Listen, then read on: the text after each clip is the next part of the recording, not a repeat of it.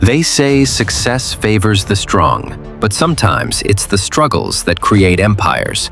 This is the story of a boy who couldn't read properly, who mixed up letters, and who was often laughed at in school. A boy diagnosed with dyslexia, a learning disorder that made even simple words look like puzzles.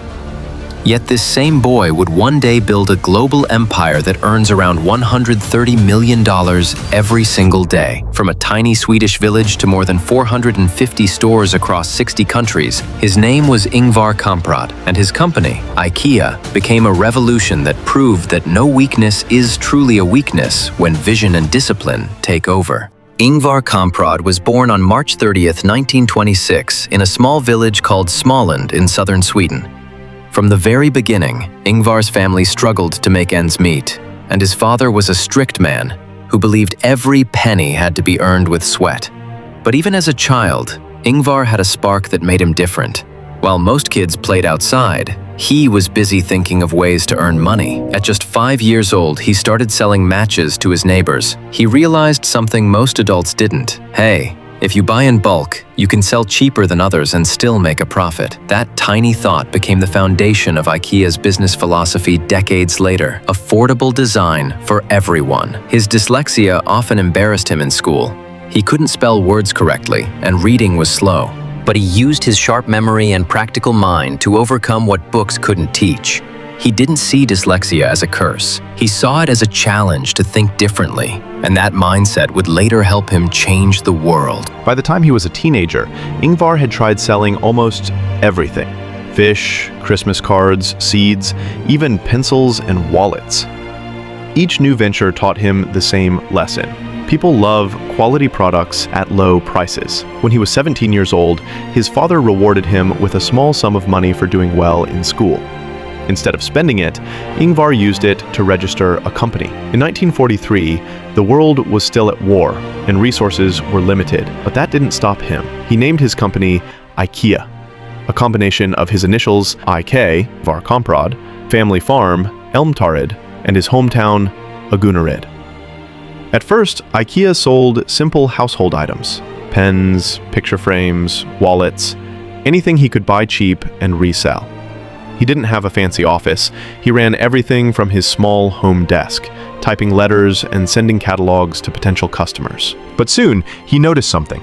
Furniture was expensive, and only the rich could afford stylish designs. That was a problem he wanted to solve, and he was about to flip the furniture industry upside down. In the late 1940s, IKEA started experimenting with furniture sales. Ingvar would visit local manufacturers, convince them to make affordable versions of stylish pieces, and then sell them directly to customers through mail orders. But there was a major problem: shipping costs. Furniture was bulky, hard to transport, and easily damaged.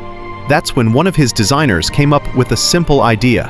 What if the furniture could be disassembled, packed flat in boxes, and then assembled by the customer?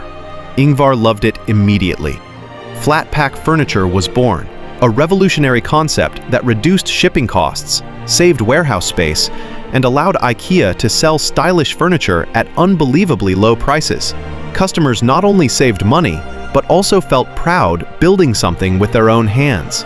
By the 1950s, IKEA's catalog had become a national hit in Sweden. People admired how the brand represented simplicity, function, and affordability, the very spirit of the Swedish lifestyle.